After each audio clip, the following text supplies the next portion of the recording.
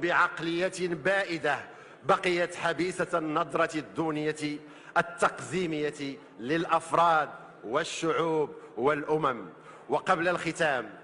أجد نفسي مضطرا إلى تصحيح بعض المفاهيم، لكن قبل ذلك نود التعبير عن امتعاضنا الشديد كوفد مغربي عن برلمان المملكة المغربية بغرفتيه، واحتجاجنا الأشد لدى السيد الأمين العام للاتحاد عقب كلام صادر عن سيدة البرلمان الأنديني يمس